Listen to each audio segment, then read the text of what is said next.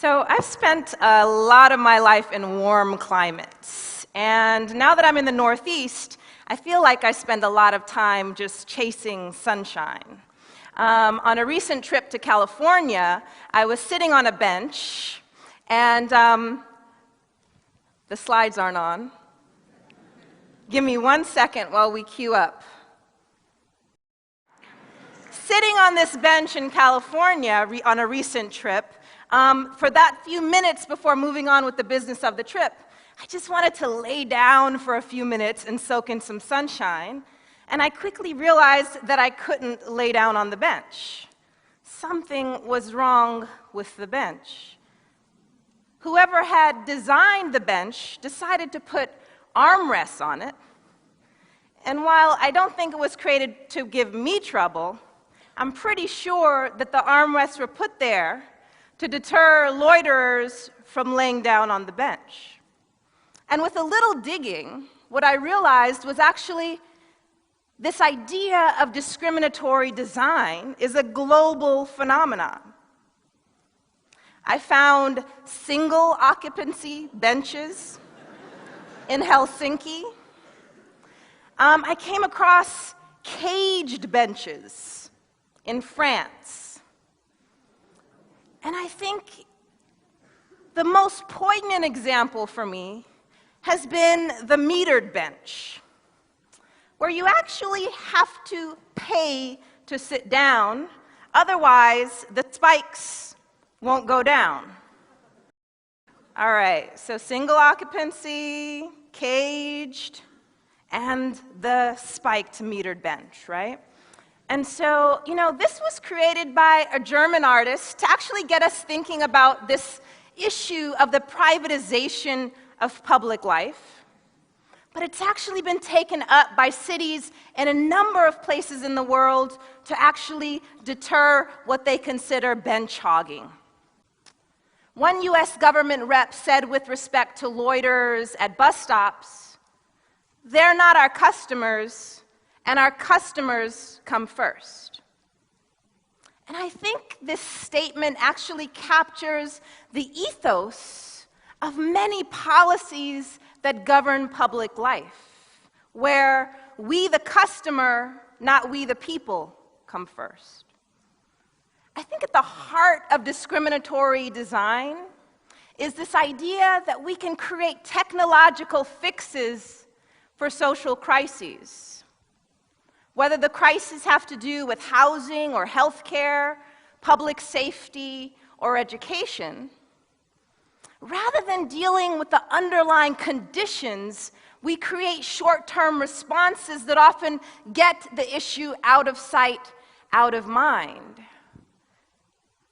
And these responses too often locate the problem inside kinds of people, like the so-called loiterer, rather than deal squarely with the political and economic conditions that create the need to sleep on a park bench in the first place. So if we think broadly with this idea of discriminatory design, just as a park bench reflects particular social values, so too is the lab bench and medical research imbued with a range of values.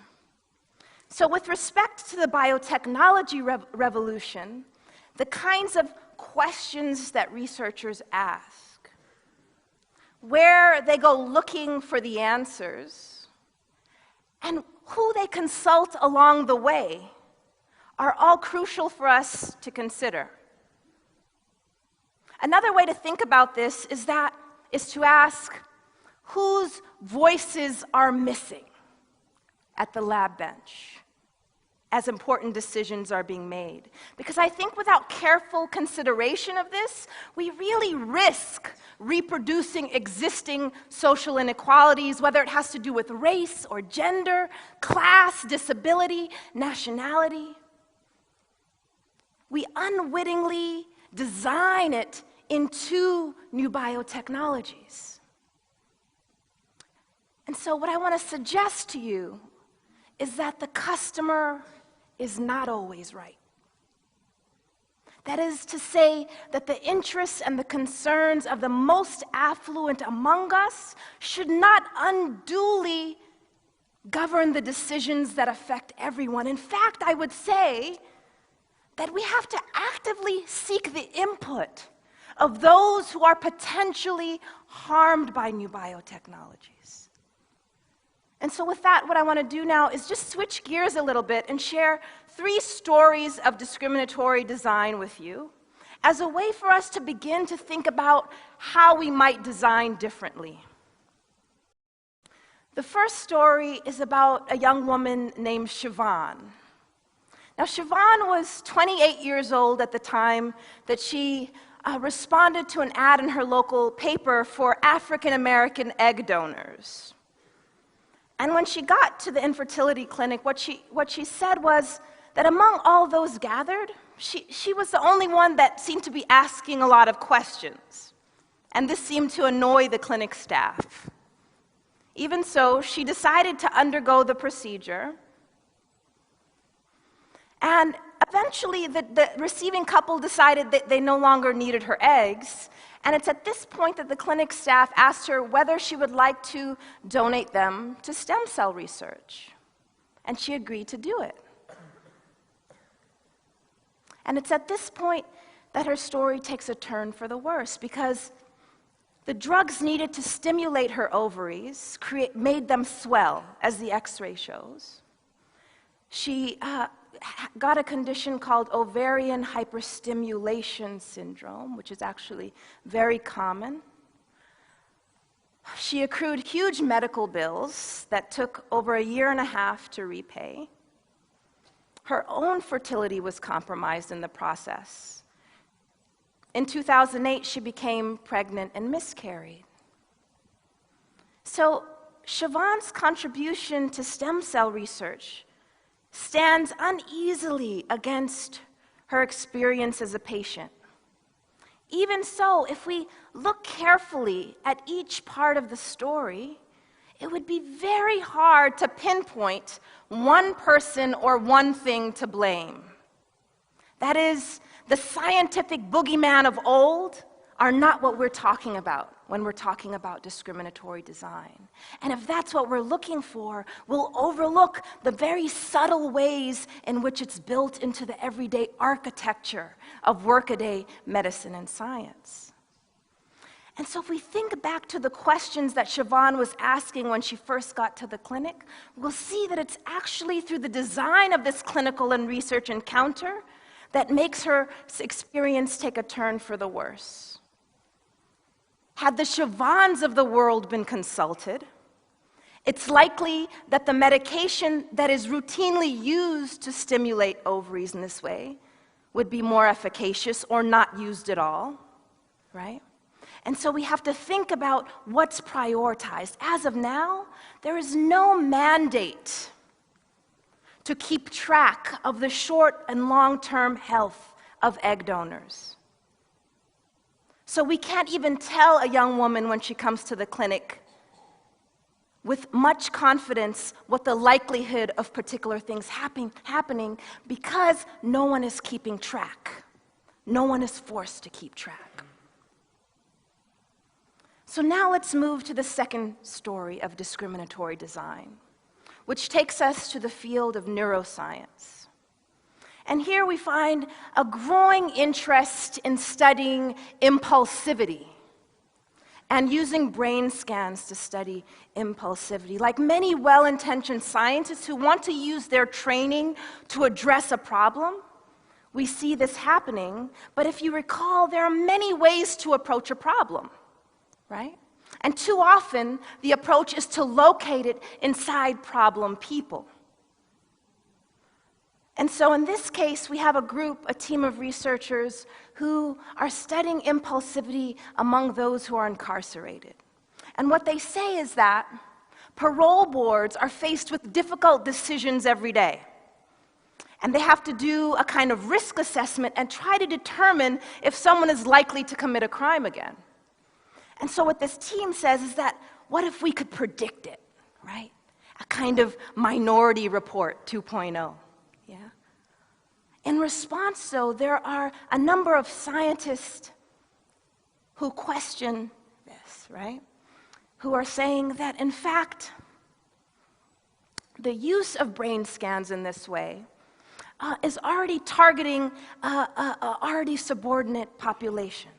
And so when I heard this, I thought, impulsivity, not educational or employment opportunities, not family or housing support as a predictor of whether someone will commit a crime again, right? Brain scans. So while we're going around scanning people, why don't we set up these scans up and down Wall Street, So like when bankers are coming to get their coffee on their lunch, we can figure out their rate of impulsivity, right? It's not far-fetched to think that poor decisions and financial crimes, right, that were behind the global economic crisis that have led to many people being homeless had something to do with impulsivity. But that's not the population who's targeted. That's not where we train the scientific gaze. That's not the demographic who we locate the problem in, right? And so we have to think about even the definition of pathology, where we think the menace to society is, because there are many demographics that avoid that label. So we think specifically about the collision of neuroscience and criminology. What we know is that many Black and Latino youth already face a version of Minority Report. When they wake up in the morning and walk through their day, there's already assumption that they have done something wrong. So add to this line of research in neuroscience, and what you have is the veneer of scientific legitimacy layered onto already existing prejudices and policing profiling policies, right? The third example of discriminatory design takes us to the field of genetics. In the aftermath of the Newtown, Connecticut massacre and the close to 100 school shootings since Newtown, what we have is growing interest in trying to understand the genetics of violence, right? Looking for the reason for these events in the DNA of mass killers. So genotyping the shooter in this case, right? Trying to find the reason in the person. Again, well-intentioned, because the idea is if we could predict whether someone was going to do this, look how many lives we could save. Look how many lives we could save. But in response, there are many who shudder in the scientific community, not only because the science itself is dubious, that it's inconceivable really that you would find similarities across all these individuals, but even researchers speaking back to this particular work say that it potentially violates a number of personal liberties, and that one Harvard geneticist says, it says more about us, that we wish there was something inside of these people to explain it, right? It says something about us, and partly what it says is that we haven't yet been willing to deal with the social and political climate in which this is happening. And one element of that environment is the proliferation and accessibility of firearms. That we have 101 guns to every 100 people in this country.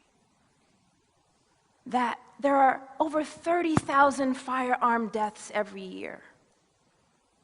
Right? And so what's key for us to think about is not only does this line of research potentially stigmatize people who are mentally ill, who then we begin to think are all potentially mass murderers, but it does something even bigger. To those who avoid the stigmatization, it forces our view away from the social and environmental effects that impact all of us, right? With dealing with this wider environmental issues, right? And so as we begin to think about how we might design differently, I think it's fitting that we find ourselves in this city, right? Which has a rich and complex history. And one of the reasons is it was home to someone who many consider as the mother of modern medicine. Yeah. Miss Henrietta Lacks. Yeah. And so let me briefly recap Miss Lacks's story so that we can move our thinking along. She was 31 years old at the time that she came to Johns Hopkins Hospital because she had a cervical tumor in 1951. And as she became more and more ill and she went through radiation treatment, researchers took samples from her cervix, and they were astonished to find that unlike cells they had been working with before, this was the first time that they were able to actually have the cells live indefinitely in the lab. That is, we call them immortal. Yeah? And the reason why that was so significant is because now they could do research on a host of things that they weren't able to do before, right? On cancer, on HIV, HeLa cells, HeLa for Henrietta Lacks, were the basis of the vaccine for polio. It was created a huge cell factory. The first time cells could be manufactured on an industrial scale, right? Sent to labs all over the world, even sent into space so that we could study the effects, right? And so while Miss Lacks was buried in a family cemetery without a tombstone, her cells are legendary. There's almost no one you can find in the life sciences who doesn't know of them or hasn't worked with them, right? And despite the fact that her story has become well known through a book that was a bestseller on the New York Times list, in 2013, German scientists, after the book is out, after we realized that the family didn't know how the cells were being used for over 22 years, this team decided to publish the genome of Henrietta Lacks online for anyone to see, for anyone to download, which without consulting the family once again, right? So breaching some privacy expectations. And in the aftermath of this, the NIH and Johns Hopkins is actually now working very closely with the family, so much so that 2 members of the Lacks family sit on a committee at the NIH so that anyone who wants to use HeLa cells in their work have to go through this committee, right?